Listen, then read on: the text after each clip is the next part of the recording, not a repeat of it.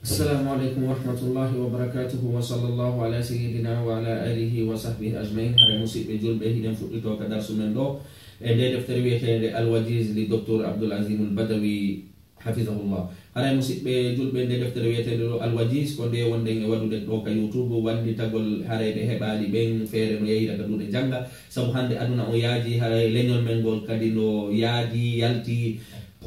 yalti yaari cende ɗen fof e aduna on haray noon de tawde haray en fof koye heɓaɓe ko en julɓe haray ko wallitagol jama on no ɓe jangira hay si tawi woni kaka cuuɗi maɓɓe ɓe woni, hay si tawi woni kaka salon maɓɓe ɓe woni, hay si tawi woni kaka nder cuisine maɓɓe ɓe woni, haray ɓe wawi joɗagol ɓe janga, woni kaka téléphone ji maɓɓe, woni ko kaka ordinateur ji maɓɓe, saabu haray enen wonɓe leydi portoɗoɓe no fande mo jogaki internet. Haray no musidɓe julɓe wona nde deftere ɗo tum wona e waɗede haray defte buyi, haray minen jogui programme waɗugol defte buyi fi haray nde tawde haray technologie on no avancé ka leyɗe porto ɗo, haray ko wallitoragol ɗum ɗon kañum kadi fi no hewtina ka dina ɗo yo Allah taw hara golle ɗen woni e wadde ɗen hara no hawrodiri e sunnanulaɗo kañum e deftere Allah nde subhanahu wa ta'ala, tawa kadi hara ɗeɗo golle ko waɗira ko fi Allahu subhanahu wa ta'ala. Haray musidɓe julɓe e yewtuno ko ɗum woni sunnaji ko ɗum woni sunnaji julde nden wowlude sunnaji ɗin innuɗen sunnaji ɗin ko façon ji ɗiɗi, ko ɗi wowlata e ɗi waɗata. Haray noon ɗi wowlata ɗin hiɗe wawi ɗi dartude ɗo heña haray enen en inni wondema ara ɗum ko waɗugol ko wiyete du'aul istifta, du'agol ngol si fuɗɗo ko ɗum woni haray innugol ngol allahumma ba'id baynana wa bayna khataya ba'id bayni, haray moloro inde Allah auzubillahi minash shaitanir rajim e innugol amina on e jangugol kadi suratuwol ɓawo suratul fatiha ngol, kañum kadi e ɗuma innugol rabbana walakal hamdu on, kañum kadi e du'agol ngol hakkude sujudeje ɗen ɗiɗi, kañum kadi e salminago ɗiɗaɓo ngol. Aray kañum kadi ko woni du'awuji ko sunnaji waɗeteɗɗin ɗum ɗon kañum kadi ko ɓantugol juuɗe ɗen kañum kadi e ɓantugol e kala ka yahata ɓanta, kala ka ɓantoɗa ɓanta juɗɗe e wallingol juuɗe ɗen ka ko ɗum woni e fiɓɓidirgol juuɗe ɗen ɗum ɗon kañum kadi ko sunna. Haray kadi darugol ko ɗum woni ka sujjata ɗon ɗum ɗon kañum kadi ko sunna. Joɗagol ngol kañum kadi kala ka juulata nayi joɗagol ngol e hoore ko ɗum woni nanal ngal fonta ñamal ngal ɗum ɗon kadi ko sunna. Haray kañum kadi si tawi woni ko inne siko tawi woni hara ka joɗantoɗa ɗon fi salmingol ngol, haray joɗagol ngol ko wiyete a tawarru ko ɗum woni joɗagol ka leydi yaltidira ngola ko ɗum woni nanal ngal a sera ga joɗo ka leydi, haray ɗum ɗon kañum koynete kon a tawarru haray ɗum ɗon kañum kadi ko ko sunna. En ini aɗa ɗon kañum kadi haray ɗum ɗon kañum kadi haray ko ɗum woni attorgol juuɗe ɗen ka yahangol ruku e sakitoro koppiɗi ɗum ɗon kañum kadi ko sunna. Haray ɗon kañum kadi en inni wondema ɗon kañum kadi haray hande inchallahu haray enen en inni wondema haray noon hina yontugi ndeno ɗum ɗo kañum kadi ɗettugol golli ɗi fewtina ka qibla, haray ɗum ɗon koko yamira hara kadi ga nawi walli juɗɗen fof ka leydi, haray ko juɗɗen ko ndewi anden tumi tuggata ɗum ɗo duwaka memude ni ka leydi ni ka beccanga inchallahu haray en jangen ɗiɗo fof hande en janga du'awuji ɗi waɗata ɗin kañum kadi ka julde. Haray ko ɗum woni al azkaru du'awuji wal adiyatu al mashhura du'awuji ko ɗum woni sal'inanaɗi waɗeteɗɗin kan nder julde. Haray an thawbana qala ɓeɗo ɓe maki kana rasulullah sallallahu alaihi wasallam nulaɗo latino idan sarafa min salatihi si tawi woni ɓe gayni julude istaghfara thalathan ɓe ɓeɗen astaghfirullahi laabi tati ɗo ɓe innide assalamu aleykum wa rahmatullah, assalamu aleykum wa rahmatullah, ɗo ɓe fuɗɗade e ɗumannagol aray waɗgol bakiyatu salihat on, haray ɓe insinoto ɗon Allah laabi tati astahfirullah ɓe maka allahumma anta salamu, Allah kon kisi e wodere, wa minka salamu wa tabarakta ya jal jalali wal ikram. Haray ko si ɓe insinike laabi tati ɓe janga o du'aw ɗo, oɗo noon du'aw ko firti haray Allah subhanahu wa ta'ala anta salamu ko woni hesuɗo kala e aybeji ɗuma aybeji wan naqais, kala ko ɗuytete ko a woɗɗitiɗo ɗimɓeji, wa minka salam kala kadi kisiye ko ko jungo ma woni, tabarakta ko ɗum woni haray a towi a woɗɗitike ya jal jalali wal ikram ko an on jogiɗo mangu e teddungal. haray kadi ittama qala al-Walid ɓeɗo ɓe maki fa qultu lil Awza'i mi wi'ani ko ɗum woni imamul Awza'i kayfa al-istighfar, haray ko honno woniri ko honno mi waɗirta istighfar. Qala ɓeɗo ɓe maki taqulu ko wiyata astaghfirullah min sinaniki Allah min sinaniki Allah. haray ɗiɗa mum ɗum ene inni ɗo jakka indugol gaynugol tum waɗa istighfaru laabi tati ɓeyda ɗum allahumma anta salamu wa minka salamu tabarakta ya tabarakta zal jalali wal ikram haray ɗum ɗon haray ko inneten noon haray no ko ɗum haray ɗum ɗon ko tabitu ɗum ɗiɗa mum ɗum haray ko honɗum ko wondema ko wi'ugol haray ittame hadisa ibnu zubayr ɓeɗo ɓe maki wondema haray ko on tigi innu tuma gayni juulude wo so salmini la ilaha illa allah wahdahu la sharika la reweteɗo ala si wona an kafidiɗo kadi ala si wona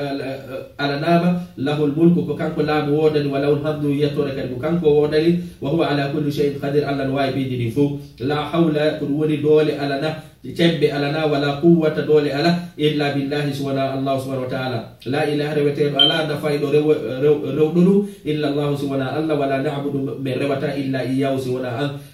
lahu ni'ma ko kanko jogi nema wala wal fadlu ko kanko jogi ɓural wala hustana kanko jogi mantore al hasana moƴƴere la ilaha reweteɗo ala illa Allah subhanahu Allah mukhlisina lahu dina arabe laɓɓinanimo dina kan walaw kariha al kafiruna haysi hefer ɓe falaka wa qala ɓe maki kana rasulullah sallallahu alaihi wasallam hari nulaɗo no maka kana nulaɗo latino yuhallilu bihinna ko ɗum woni hiɓe ruttinno toɗi dubura kulla salatin ko ɗum woni ɓaawo julde wo julde hari nulaɗo sallallahu alaihi wasallam julde wo julde ɓe makayno ɗi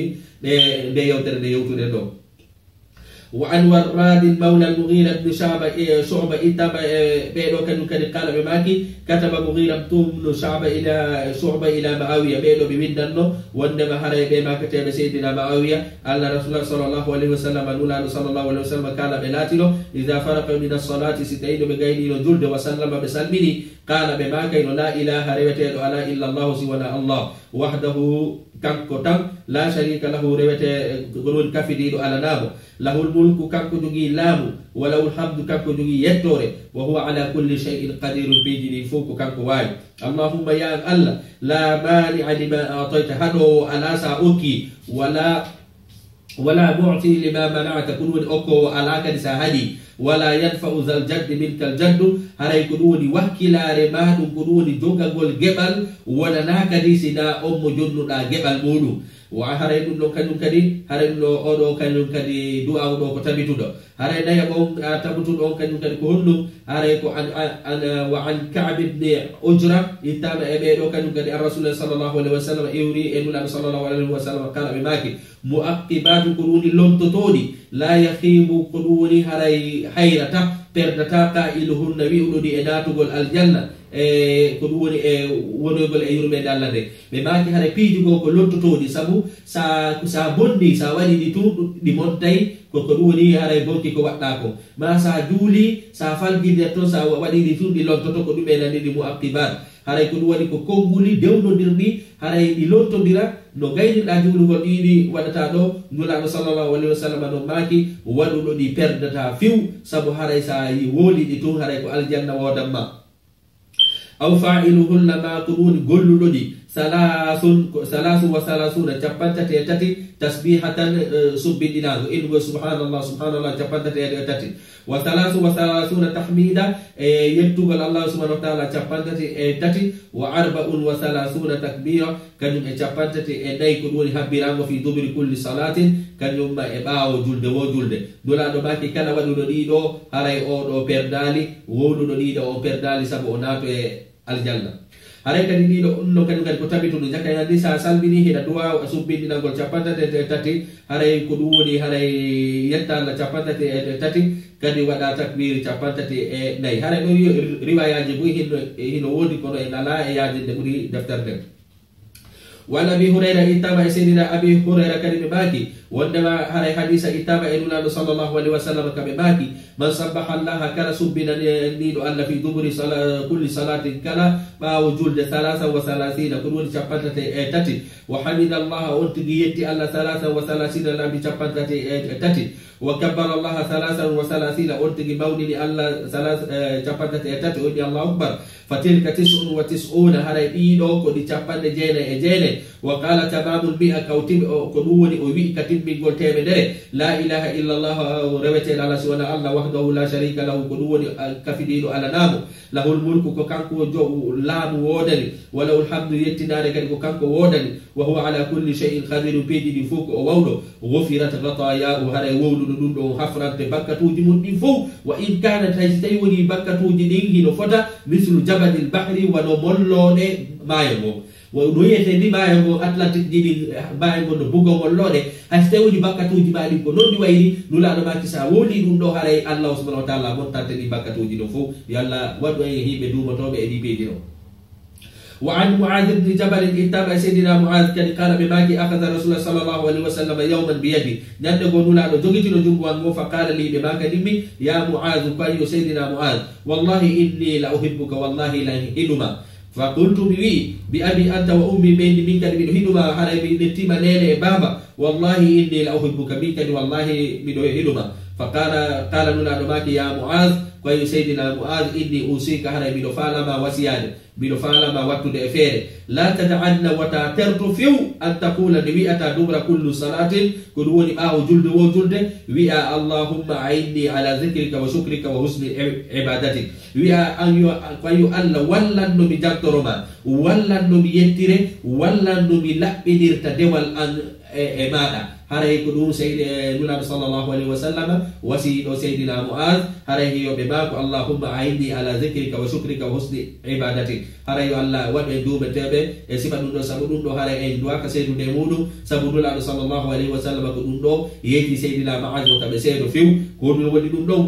toynugol allah subhanahu wa taala wallanno mi jantoroma wallanno mi yettire wallanno mi waɗira golle tawata golle ɗen ko an tu hertorani ko an tu laaɓani هذا وذلك يتشير. وعن أبي أمامة إتابة كان سيدنا أمامة أن النبي صلى الله عليه وسلم نولا دماكي من قرأ آية الكرسي كان جنب آية الكرسي دبر كل صلاة أو جلد وجلد مكتوبة فرلان لم يمنعه هذا تام من دخول الجنة الجنة إلا أن يموت سوى جنة معي haray ko tongata yo ya natu aljanna ko ya mayde ɗum ko so tawi woni a gayni waɗude tati o fof a waɗi ɗiɗo fof dewta ɗon ayatal kursiyu sa dewti ɗon ayatal kursiyu haray ko tongata ya natu aljanna ko ya mayde jakay nandi haray musidɓe julɓe natugol aljanna on kañum kadi ɗen udditana laayi buyɗo e ɓirem. زاد محمد بن إبراهيم في حديثه هذا أولو نبي كانوا كحديث ماكو وقل هو الله أحد دوتا نو كانوا كدي قل هو الله أحد إما ودا آية الكرسي يجو ما نو دوتا نو كانوا كدي قل هو الله أحد بإندي ودا مهرسا ودي نو كتونغا تياناتو دي الجنة كمايغون.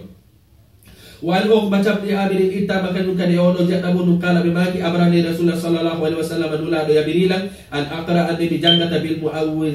بالمعوذات كلون سورة الفلق سورة الناس دمر كل صلاة أو جلد وجلد هاي بيدو كانوا كدي إني وانا نولا صلى الله عليه وسلم يا بنيبه كلا كبجولي سبكايني بدوت له قل والله أحد كان يوم إنه قل أعوذ برب الفلق كان ula uzmira billahi ara ɗum ɗo kañum kadi ko tabitu ɗum haray ko hana ɗum waɗede. وعن أم سلمة إتما بينه كان أن النبي صلى الله عليه وسلم كان مولاد لاتن يقول بماك إذا صلى الصبح ستيوني مجولي نصبك حين يسلم ستيوني ثم بسلمني اللهم بماك قيو الله اللهم إني أسألك علما نافعا ورزقا طيبا وعملا متقبلا بماك اللهم قيو الله إني نمي أسألك بطريق علما جندل بطرما جندل نافعا نفوا سبحانه نافع جندل نفع سبو كوبيته كوبالع jangudo haray ko gandal nafowa gal on toroto wa rizqan woni kanyum e arsika tayyiban labudo jake andi haray arsika on kanyum kadi wona hebugol dum haray jawdi di woni goddum ko labugol mayri o wa amalan mutaqabbala e golle jabade kadi wona wadugol gollal gal to sabu sa wadi gollal tawi gal labbena naka andi on haray dum kadi haray ina ko haray ko dido tabiti musibbe julbe haray du'awuji di on tigi beydata si gaydi salbinade si gaydi salbigol haray non musibbe julbe haray hide torondiri haray du'awu haray hide hatta kanyum kadi ka darsu men do hande haray ko dido tabiti sa gaydi salmigol ko duwada wadude haray en gaydi julde de en gaydi sunnaje mayre on en gaydi wajibat je mayre on haray ko gayni ko waddi ka julde e gayni sunnaji julde de ko wowlata ko e ko wadata ko e du'a oji di wadata di kanyum kadi sa gayni haray hide hatta ka darsu men do hide torondiri e fu du'a hide hatta ka darsu men do alwajiz e de deftere wetede alwajiz wala reenu odo kamo kodo o kamo ko fala danda mo ko huli danda en ene kadi fu ko hulude o kay ko fala de wada e himbe aljanna wa akhiru da'wana alhamdulillahi rabbil alamin wassalamu alaikum wa rahmatullahi wa barakatuh.